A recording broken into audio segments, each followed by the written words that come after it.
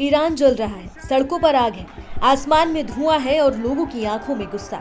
हालात इतने बिगड़ चुके हैं कि अब तक 45 प्रदर्शनकारियों की मौत हो चुकी है, जिनमें 2 सरकारी अधिकारी भी शामिल हैं। तेहरान से लेकर छोटे शहरों तक सड़कों पर जनसैलाब उमड़ पड़ा है। जहां नजर डालिए, आगजनी, नारेबाजी और टकराव की तस्वीरें ही दिख रही हैं। हालात बेकाबू होते देख पूरे देश में इंटरनेट ब्लैकआउट कर दिया गया है, फोन लाइनें काट दी गई हैं और अंतर्राष्ट्रीय एयरपोर्ट से उड़ानों पर भी रोक लगा दी गई है।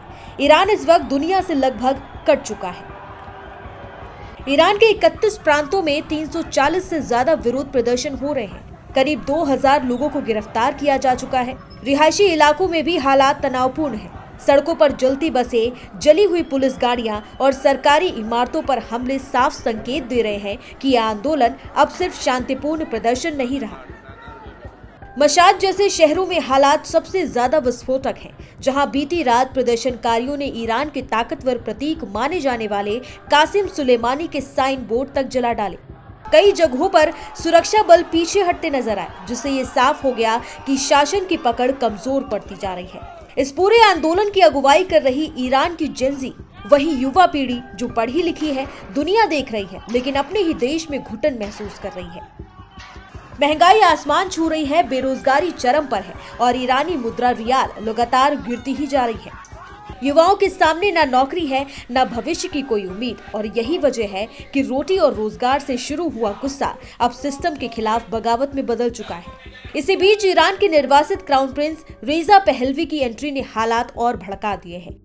रेजा पहलवी ने सोशल मीडिया पर वीडियो जारी कर लोगों से सड़कों पर उतरने और आर पार की लड़ाई लड़ने का आह्वान किया है। उन्होंने कहा कि 31 प्रांतों में जो विद्रोह दिख रहा है वो 1979 की क्रांति की आग है। 1979 के बाद पहली बार ईरान की सड़कों पर पुराने शाही दौर के झंडे लहराते दिखे हैं और रेजा पहलवी के समर्थन में नारे गूंज रहे हैं। प्रदर्शनकारी उन्हें नया नेता मानने लगे हैं। हालांकि रेजा पहलवी का मानना है कि उनका लक्ष्य सत्ता नहीं बल्कि लोकतंत्र लाना है। खामेनी सरकार हालात को काबू में करने के लिए लगातार सख्त कदम उठा रही है। इंटरनेट और लैंडलाइन सेवाएं बंद कर दी गई हैं, एयर स्पेस सील कर दिया गया है और एयर डिफेंस सिस्टम को भी सक्रिय किया गया है। लेकिन जितनी सख्ती बढ़ रही है, उतना ही लोगों का गुस्सा भी बढ़ता ही जा रहा है। प्रदर्शन अब सिर्फ नारेबाजी तक सीमित नहीं है, बल्कि सीधे तौर पर खामेनी शासन को खुली चुनौती बन चुके हैं। इस विद्रोह की जड़ में कई वजह हैं। बेकाबू महंगाई और बेरोजगारी ने आम जनता की कमर तोड़ दी है। आर्थिक संकट और गिरती मुद्रा ने रोजमर्रा की जिंदगी को मुश्किल बना दिया है। खामेनी सरकार पर भ्रष्टाचार के आरोप हैं। सख्त इस्लामी कानूनों से खासतौर पर युवा और महिलाएं नाराज हैं।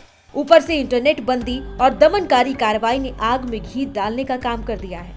आज ईरान की सड़कों पर जो गुस्सा दिख रहा है वो सिर्फ महंगाई का नहीं है, यह अब शासन बदलने की लड़ाई बन चुका है। बड़ा सवाल यही है कि क्या ये सिर्फ विरोध प्रदर्शन है या फिर खामेनी शासन के अंत की शुरुआत? क्या ईरान की जिंदगी इतिहास बदल देगी या फिर सत्ता इस तूफान को दबाने में कामयाब हो जाएगी? आने वाले दिन तय करेंगे कि ईरान में ये आग बुझती है या फिर पूरे सिस्टम को जलाकर राख कर देती है।